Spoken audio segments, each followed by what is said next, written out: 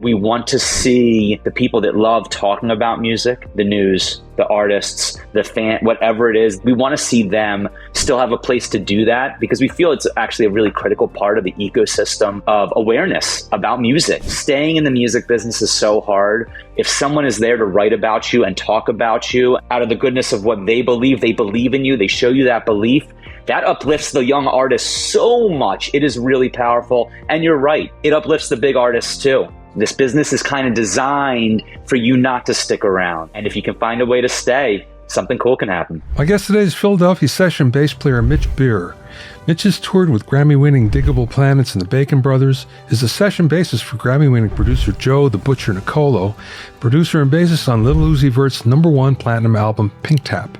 He's also the founder and operator of the Retro City B-Room Studio, co-founder and co-host of the Asses in Seats podcast, and a board member of the Music Media Collective, a nonprofit that supports independent music.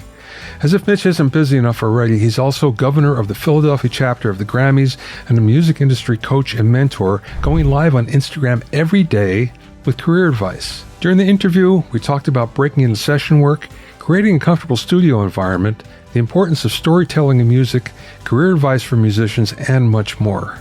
I spoke with Mitch from his office near Philadelphia. Becoming a studio bass player in Philadelphia, it's a small community for the most part. And that's good in that you know a lot of people, but you have to break in first. You absolutely do. How did that happen for you? In a really meandering river type of way, which is kind of endemic of my entirety of my career, but meeting people, meeting a lot of them, meeting a random guy that I was playing covers with. He's like, hey, I'm going to record an album.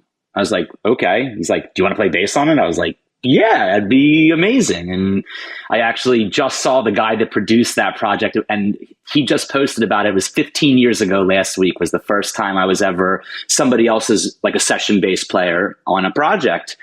And a lot of things happened like that. Then I met someone that was very close with Joe the Butcher Nicolo in about 2012, 2013. At the same time, I'd continuing show up to studio with other people, met David Ivory, another, Grammy-winning engineer here in the suburbs.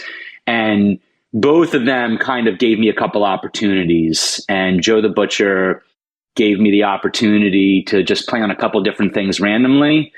And it just started turning into more things, one kind of thing after the other. And I also brought in other people, which is kind of what I'm all about doing. And I found that when you bring other incredible people around with you, they keep calling you because they want you to keep bringing these other really good musicians with you.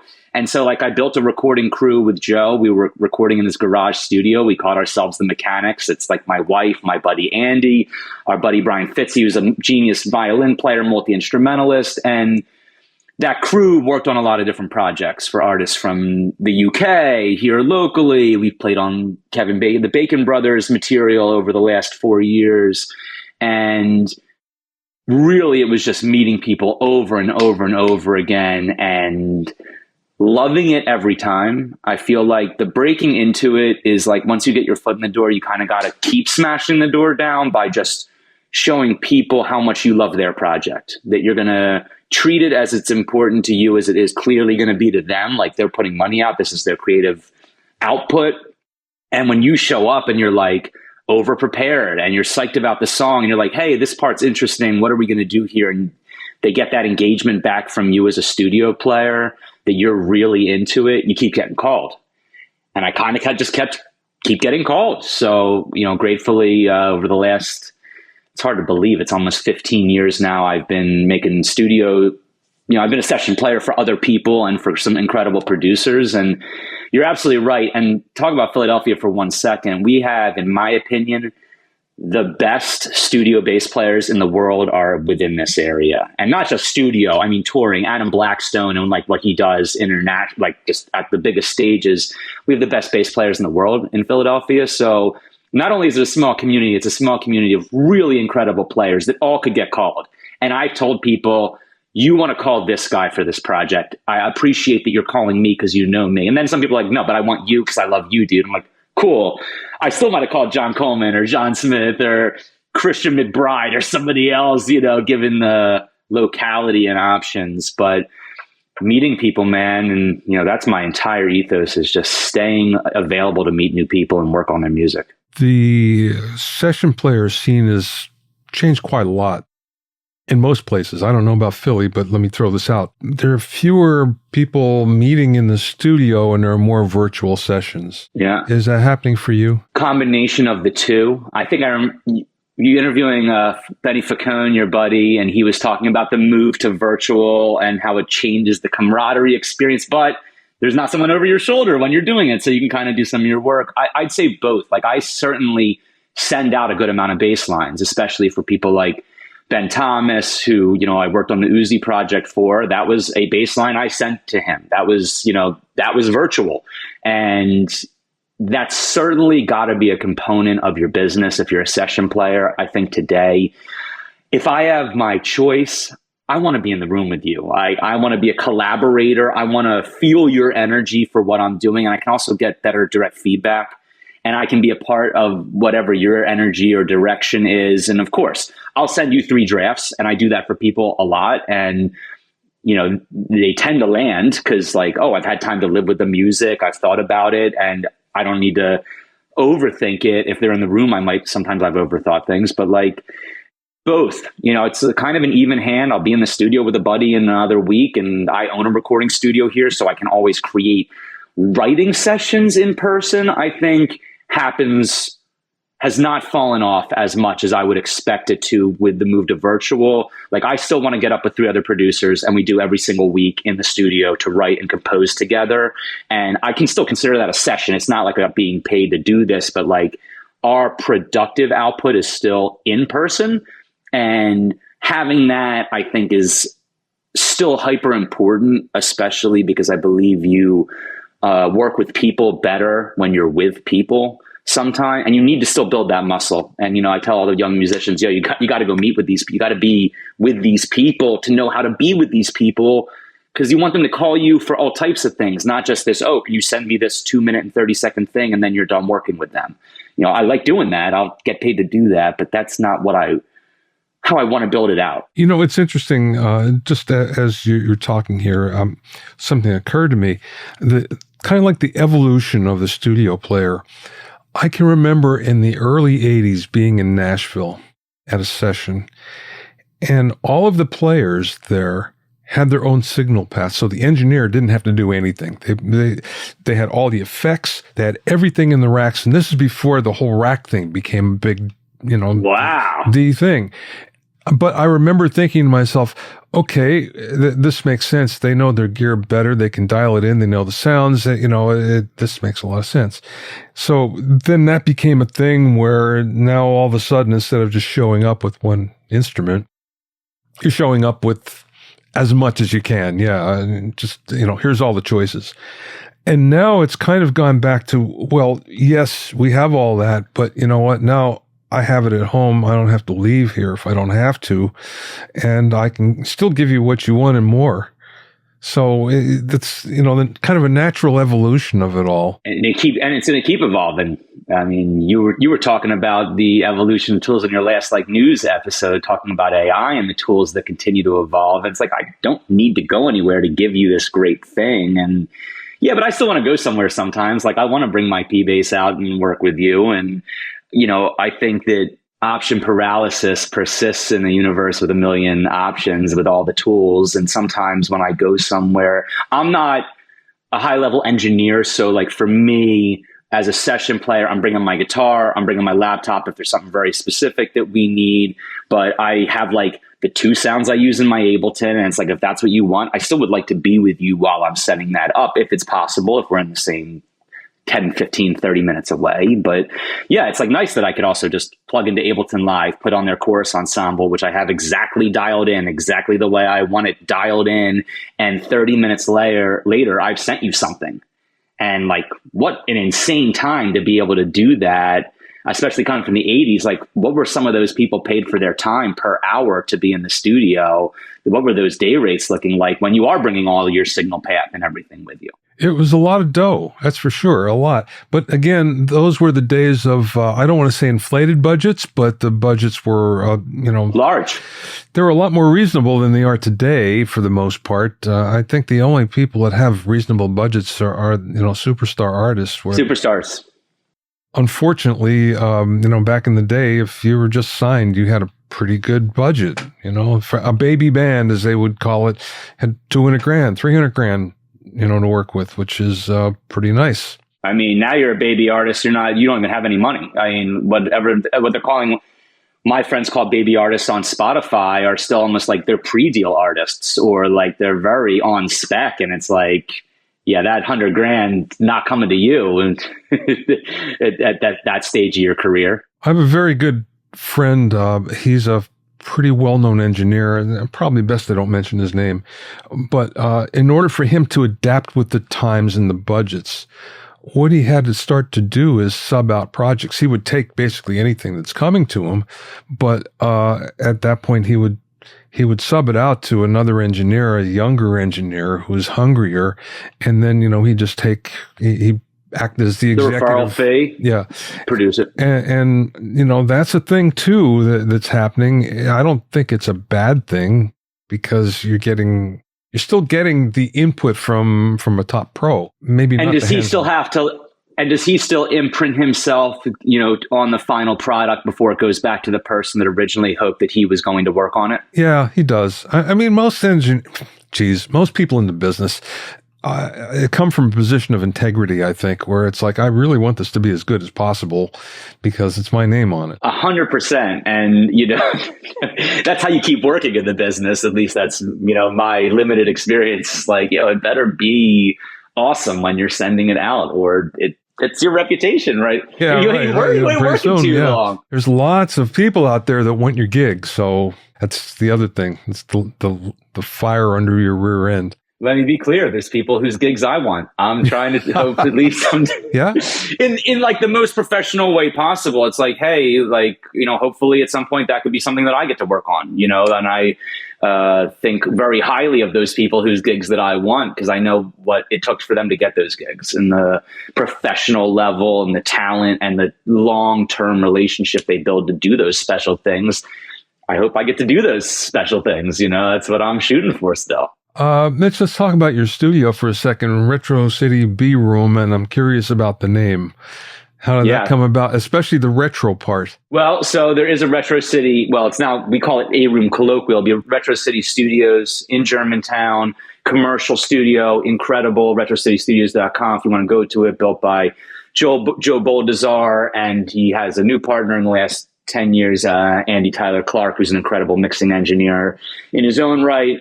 They've built Retro City Studios to be an incredible commercial grade A studio. I think one of the finest drum rooms within 100 miles, no doubt about it. Beautiful API console, and it's sick. And their buddies park gear there, and it's an incredible studio. In 2017, before it was what it is today, but still very nice, I was working out of there, bringing some clients in. I brought Ivan Barrios and Phony people in the 2019 area. And at the same time, they were looking to expand, and another room in the same complex became available. And me and the guy that I was working with a lot, my buddy Josh, they approached us and was like, hey, you've been doing good work here. Any interest in maybe building a second room? And we were like, yeah. I mean, I was like, I don't know anything about this. I've never done this before. And that's I say yes to all these things I've never done before, because how else will you know? And we built a very interesting, what I call a slim build studio, but it's very unique in its regard. So, super nice limited speaker setup, Focal Twins, Focal Sub Now. We saw some Yamahas because rappers like to rip their ears off with the high end. We got only a handful of microphones in there. It's not a high-end live tracking room style, but we did build a vocal booth, very simple patch bay, BAE, 73 with a hairball, 1170s. Like, very simple chain stuff that a guys can go in and do a vocal and do a professional vocal. And we built it in 2019. And along with trying to do it right, green glue, 5/8 drywall, inside, outside, the whole nine. We put some money into it, but we built a 24/7 studio. So it's 24/7, 420 friendly. That's what I tell people. And it's the only one of its kind in Philadelphia where it's keypad access, or I can buzz you in or give you your own code. So you can come in at 2 a.m. and work till 8 and Cash App us. No engineer required. If you're a producer, you can plug your own laptop up, use the house laptop, do your thing. And the pandemic happened and we were like, we're dead. And by the way, to date, that is still our best year financially. It was the pandemic year. People were like, this is the only place we can see our collaborators. And so they went at 2 a.m. until 10 a.m. Human Resources, which was Jay Irving's label imprint that I think got bought by Sony. They were sending rappers into our studio with Ike Beats, who's a platinum producer for Uzi, and other people. And it's just like, we were packed at weird hours. And we didn't know that's what we had built. It just turns out that it really had that niche. Pop artists coming in there, guitar player and a singer working on a track, boom, plugging in, done. And it really actually changed how I looked at making records, because I was a band guy. Like, I'd been playing in live rooms, recording like this, writing songs like this. And now all of a sudden I was plugging my bass in and someone's rapping, and now that's what we're sending out to people. And that's what people were doing in the B room. So we called it the B room because it's the second room. Like any good studio has an A room, B room, and a C room. But the B room has really been this kind of community-driven place. And what I say about it is, like, bedroom producers, leave your bedroom, come to the best living room you've ever made music in, because it's couches, private bathroom, keypad access, do what you want, respect the space. And people came in and were making awesome records out of it. And, Alexander 23 and Ivan Barrios, Grammy winners and platinum record producers have used the room. And it's like, amazing. What more could I ask for? Okay, let me get this straight then. So the big attraction is that they can come in at any time and they don't have to interact with anyone. Well, they don't have to pay a house engineer. They can interact with no one or interact with their crew and call it a day. And we come in and we clean and we take care of the space and make sure it's right. But it is your zone. It is your home. It is your place to be comfortable. And that's why we've had the repeat clients that we've had. Like, I've had some people that still hit me up from 2019 when we first opened the doors. There are people that still use the B room just to write, just to produce, just to work on a project. And it's like, well, I mean, it's a cool, never expected. Life-changing. There's so much to be said about a room that's comfortable that you can work in, and especially sometimes a room that's not your room, that you're too intimate with, because just getting away, I don't want to say it feels like going to the office, but it feels like going to work. And a lot of people need that. Where if you're at home, there could be too many distractions. It could be too easy. It could, you just fall into a rut sometimes where just getting away and going someplace, that's just enough to get you going, I think. My wife and I, we had a studio in our last place before we moved here. That's on the docket of the next things for us to invest into our house here. But yes, leaving the home space, which, by the way, I loved and did amazing stuff in, but going to the B room to work changes your brainwaves a little bit when you're in that space. And I still kind of think it upholds to some of Brian Eno's philosophies on a studio, that like that environment, and it is its own instrument. It's going to sound different. It's going to change your music if you let it, in the way that only that space can do that, right? So I still embrace that, even though it doesn't have $100,000, $500,000, $1 million in gear. It's got $25,000 in gear some days. Some days it's got a little more because somebody brought something in, but like, it's not this crazy thing. But then the players, hey dude, can I stay a couple extra hours today? Like they just feel like they're in a creative space. And I like that interfacing that they get there, that they feel like, wow, I'm onto something right now. I want to stick around. And we can. That's the other thing, where once upon a time, if you had a room that you were selling time on, so it was commercial, one of the big things is gear. You would buy gear if for no other reason to impress a client or a potential client. And now that doesn't matter so much anymore, because for one thing, people don't care because they don't grow up with it so much. So if it's there, great. And if it's not, that's great too. I can make it work. I know how to do this without, having to have a certain piece of gear there. So that whole mindset has changed, and I think much for the better, to be honest with you. But I just have to tell you, you have a very forward-thinking approach to things. You allow the evolution of the time to kind of dictate, and you don't put too much of your own personal past on it. You live in the moment that we're talking about. Not, it helps someone like me who's never put their hands on a Lincraft and really doesn't know how to use that in a way to get some of these legendary, quality sounds, but also, it means I don't have to worry about maintaining that piece of equipment. It means that someone doesn't have to worry about that piece of gear. And if I can still make you sound good, if I can still get a great performance out of you with my laptop, with the other engineer I have in the room or whatever, then I feel like we're still making great music. And I love amazing gear. I'm not going to say I don't. I love being in an incredible recording studio. I was just at David Ivory's studio at Montco. What he's built there is effing tremendous. And it was the first time I recorded a tape, really a real project, jazz fusion, no rehearsal, 2 tape to the Studer, into the SSLK. It was wow. It was a very eye-opening and humbling experience, but it's that's pretty awesome as a player to be able to have that experience. I feel like not as the user of the gear, but as kind of it's a part of what I'm doing as the gear. So it's really fun to be a part of that. But I'm kind of glad I'm not the one maintaining the Studer 24 right now and what that means. Yeah, you don't want that at all. That's for sure. The last analog record that I did, the artist insisted on going to tape. And it was such a pain. And it was a pain because, first of all, 30 EPs, you only got really 2, maybe 3 passes on a reel. Then you have to stop. Everything would stop until they loaded a new reel up.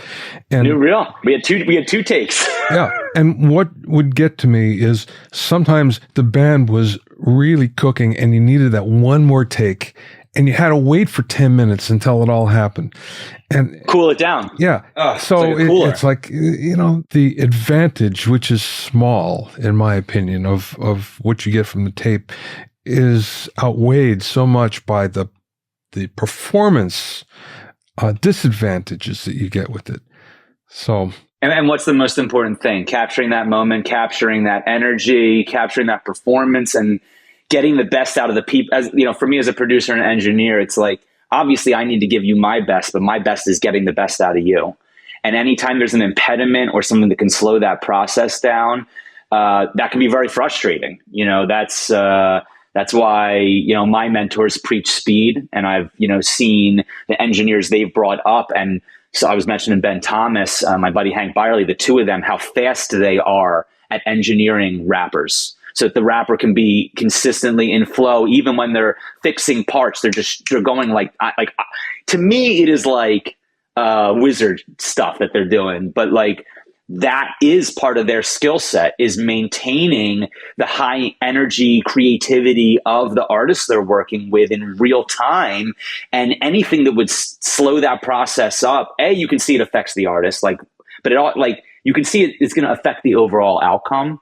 And so I can see where you're coming from when, wow, it's we finally got this where we wanted performance wise and we couldn't capture it because we have to load a new reel of tape right now, guys. What are we doing here? And it was the same thing with, tracks.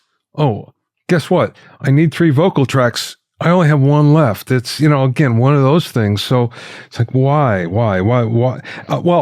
Again, going back to what we just mentioned before, having experienced with a lot of this analog gear that's so revered, and I have this conversation with a lot of my contemporaries many times where we're just amazed.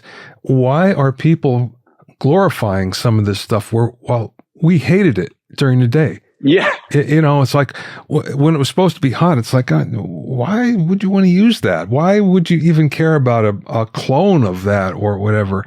So that's what baffles me. But that being said, no, where your creativity comes from, you have no choice over it.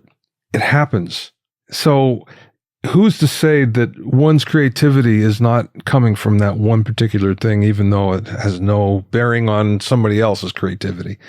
So, you just have to keep an open mind on that stuff, I think. On all of it. And every artist is different in how their creative output works. And it's like, maybe it was this. If you felt it was this, then I guess I got to make sure we have this the next time we go, because you feel that's a part of your creative process. Tell me about Asses in Seats, 'cause I love the name. Asses in Seats. I love the name too. My buddy Steph Seipel and I, over beers like 2015, 2016, Steph and her husband Rich ran Tri-State Indie, which was a big music blog, and they had an award show here, and they were really independent people supporting independent music. And we'd gotten to know each other. We were drinking, and we were like, man, we got to have something like about music that's like Philly sports talk radio. And we're like, yeah, we'll call it The Ring or something. And then 5 years later, we don't even talk about it, and the pandemic happens. And we're talking, and they're, talking, and we're just like, we have to do something to bring our friends together right now. And I want to bring this, and Steph's like, I want to bring this idea back that we were talking about. I was like, okay, like, how do we do this? And she's like, well, I want to call it Asses in Seats, because right now people can't put asses in seats. And that's what they used to say about selling tickets. We got to put asses in seats right now. And that's what I want to do. I want to get people paying attention to the music business, even while we're all stuck at home. And so during the pandemic year, we, Instagram created a live function, I think, in 2019 or 2020, where you could first go live on Instagram. If it serves me correctly, I may be totally wrong about that. And we were able to now interview one of our peers live about the music business, and Instagram allowed you to have a charitable function, right? And Music Cares was going nuts during the pandemic, which, all hail, in my opinion, the best music charity, in my opinion. And what they did during the pandemic, I think they gave out over $20 million. But while they were doing that, we wanted to help. We wanted to contribute. And we were like, this is a way for us to see Ivan Barrios, Jason Berger, Ben Thomas. We had Aunt Mary Pat, who's this ridiculous comedian, musician. And we raised like $1,000, and we had a bunch of conversations. And then last year we brought it back again. And last year with the LA wildfires, we raised like over $3,000 for that. And, the concept is basically Philly sports talk radio about the music business. And so we're going to drop knowledge about music. We're going to talk our talk and the opinions that we personally hold, and hope we upset you, or that you upset us with your personal opinions. And we've grown it over the last couple of years, and we're continuing to expand on it. It's really it's an opportunity to share information in somewhat of a colorful format. And I'm from Philly. I grew up with Philly Sports Talk Radio. I'm going to be a 4for4 sports fan to the day I die. And Steph and Rich are very similar. So we kind of just brought that aspect to it. And who doesn't like talking smack about the music business? I mean, there is so much to say. I was just going to ask you and you answered this, I think. I was going to ask you if what you're doing was as aggressive as Philly Sports Talk. Because sometimes I think that sports talk radio, New York is close, but Philly. 94.1, 90, they're killing people. We haven't had an episode as aggressive as any of the aggressive real ones, but like, hey, we've had some opinions. We've definitely had some comments airing some personal opinions. And we always ask a question of the week that's designed to get people thinking.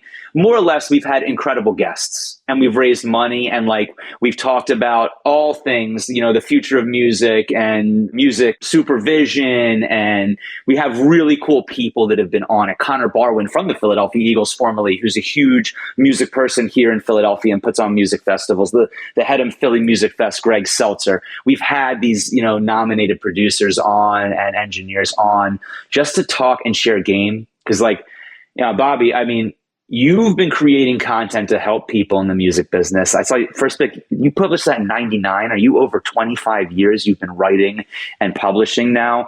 And it's like, we want to just keep doing that. We want to keep sharing like a way that these high level pros look at their careers and can share that information with other people. And, real time, Instagram Live, raise money. It's just like all these things that we care about doing. It's a fun thing for us to do. And we see our friends when we couldn't see them.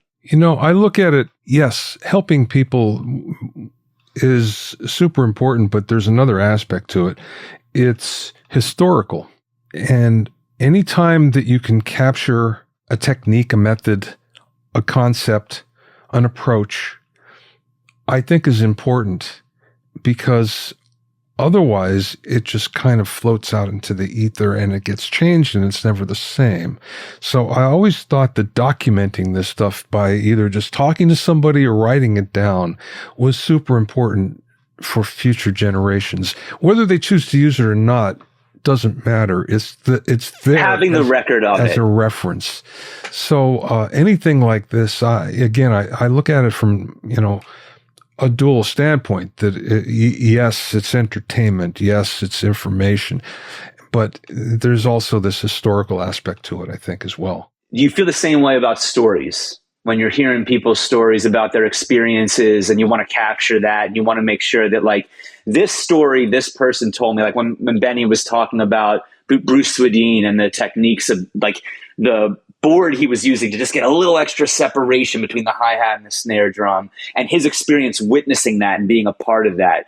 Do you find that you want to capture those things too, the storytelling aspect of it? Yeah, and it's interesting because whenever I give a workshop, for years, one of my business coaches has been on me, you should tell stories. Tell stories, because you get lots of them. And finally, when I started to do that, and I would specifically incorporate them into different parts of the workshop, but make sure there was always a point at the end. And I found that I get lots of email back on that saying, I came for this, but I really like the stories. So it became an important aspect of, my presentations that I'll never take out at this point. And I collect them, as a matter of fact. Now, something happens, oh, this is a good story, So, yeah, stories are important. They're, again, part of the historical record. I think it's something that if they're done well, they teach you something. You can learn something. And that's the most important part. It's got to serve that, right? There's a story, but what is the point of it? And hopefully it's to move the conversation along. It's to inform you of something. So again, there are different aspects to all this that we're doing. And sometimes it's not as obvious, to people as they're in it, but there are many things going on. In the moment, they can't see. Yeah, many things going on at the same time. Yeah, I want to go back to the first question you asked me. How did I break into being a session player in Philadelphia? And what I didn't say was, when I met Joe the Butcher, when I met David Ivory, when I met Ivan, I was asking them about their stories. And even though I was playing for them and they respect the playing that I do, and we know that that's a thing at this point, but, like, I wanted to know about that time that Joe recorded Bob Dylan. I want to hear these stories, and I want, like, when Ivan's telling me about talking to Lionel Richie or, working with Radim White from Earth, Wind and Fire. That's the stuff that I find so incredible. And I got to be honest, to a certain degree, I feel like a fraud a lot of the time, because I just tell other people's stories because they're so illuminating. And they're such, like, they were told to me, teaching me a lesson, and I try to share that lesson if I still think it's a valuable lesson. So I want to, without saying too much about who it is, I want to share that story because, like you said, if it's a quality story and it has purpose, you're gonna move, you're gonna learn from this, and you're gonna incorporate it into your life, and maybe that becomes part of your story. And that's why, that's why I also go live on Instagram and save all of those videos. Is like, every one of those is a record of what's happened here. And maybe there's a story tonight that we're going to tell people or share, or someone else is going to be like, that was different than last time. And now there's something to talk about. Yeah, right. It's funny that some of my stories kind of date me, which I don't like. Are you vain about that? No, from the standpoint that I don't much care, but from the standpoint that I don't want to age out either, if you know what I mean. I don't think you're at risk of that, but I appreciate it.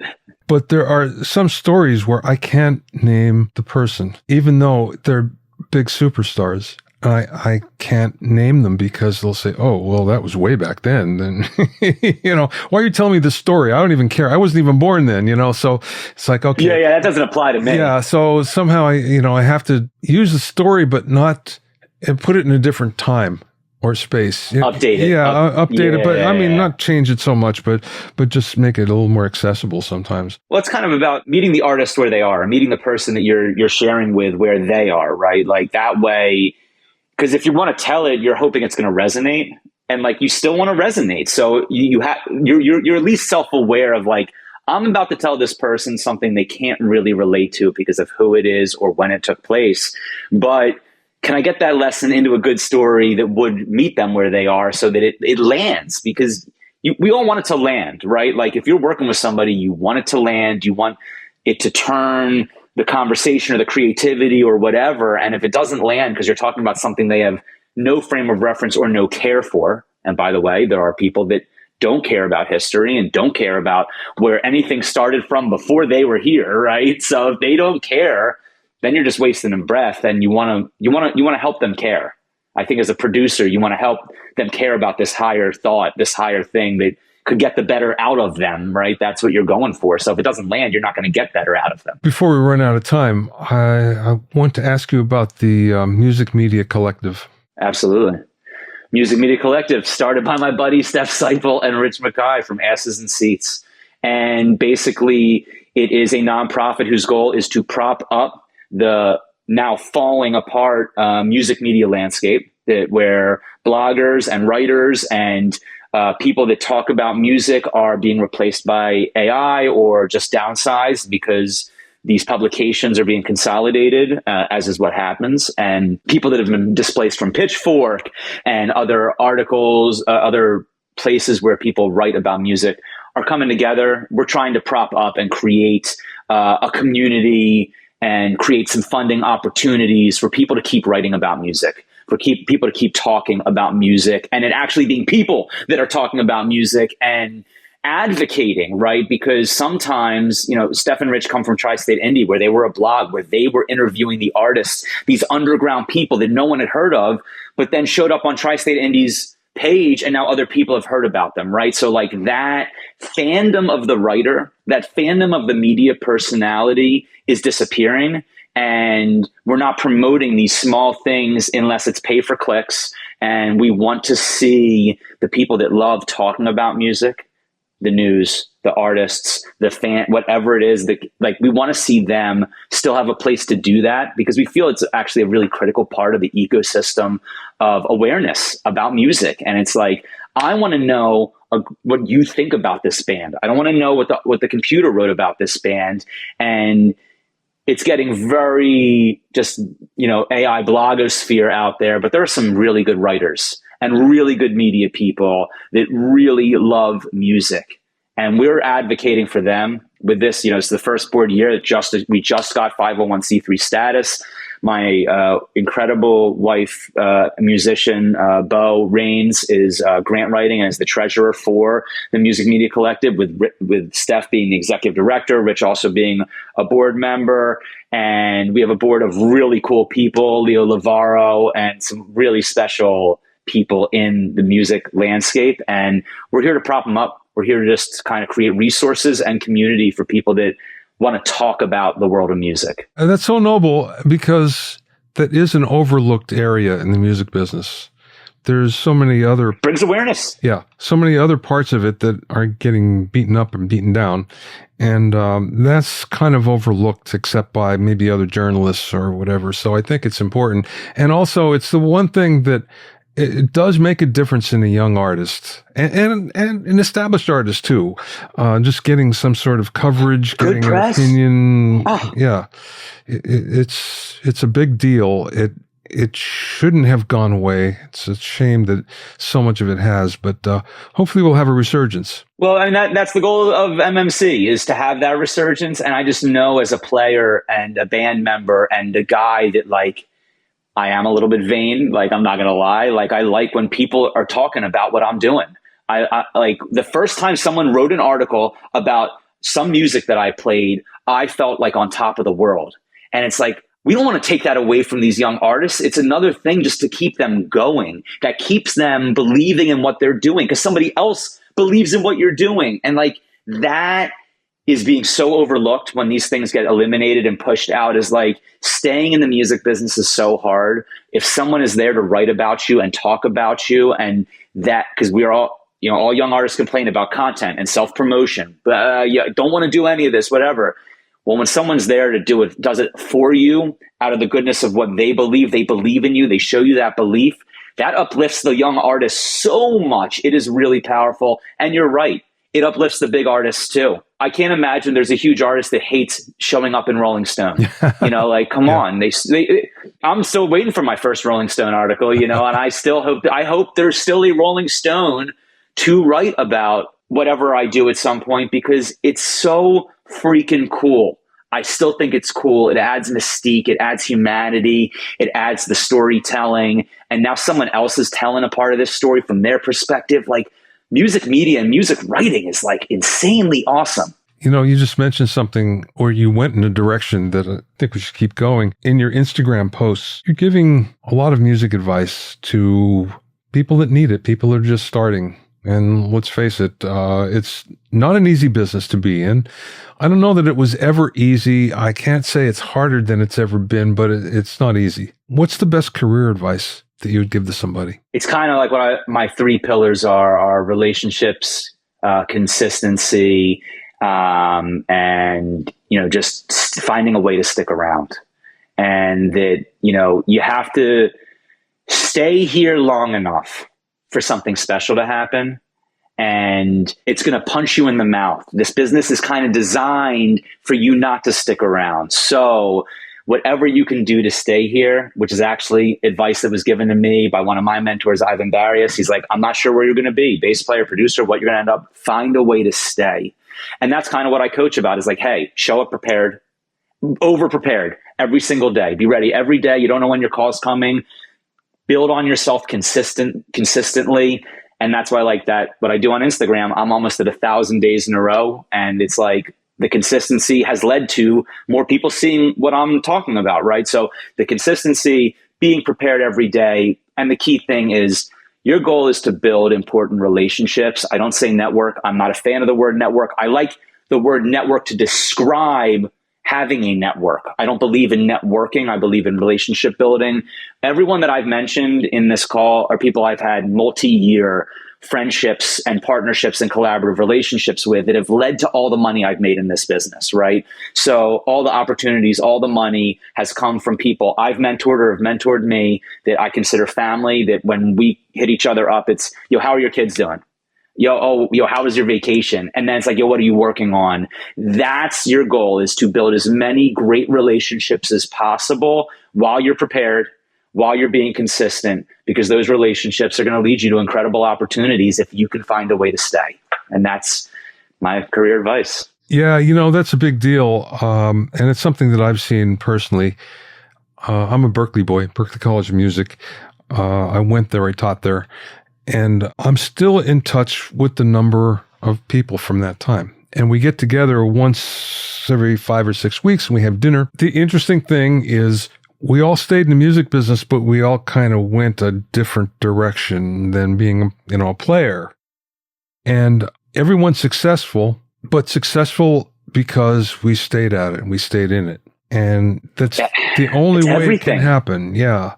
And it's so easy. I understand how you can get pulled out of it. I have friends that have been pulled. I know people that have been pulled out of it, and it's impossible to get back in once you're out. Like the emotional challenges of it are so difficult. I mean, I'm a huge Alchemist fan, the book. I don't know if you've read The Alchemist or not by Paulo Coelho. And, he talks about the emerald miner. And it's just like, are you really going to stop swinging the axe before you found the emerald? Because if you do, you don't get it. You don't get to have it. And I'm not saying you get to have it. I'm not even saying there's any success at the end of this journey. However you may define it, you have to define success for yourself. But if you stay here, cool things happen. And if that's what keeps you going, I mean, I met my wife on stage. I have a family because of music. My best friends, I still go to concerts with, are because of music. And I find a way to stay. And every year, something unique happens. I go do something I never anticipated I would ever do at any point in my life. After I've had my brains kicked in and I'm like, well, I'm going to quit. No, I'm going to find a way to stay. And then something pops. And it's like that's why you do. That's what you have to do. Find a way to stay. And if you can find a way to stay, something cool can happen. Thanks for listening and being in my inner circle. Remember, if you have any questions or comments, you can send them to questions@bobbyowsinski.com. You can also learn all about the latest in music, audio, and production news, and find out about openings for my latest online classes at bobbyowsinski.com. This is Bobby Owsinski. I will see you next time.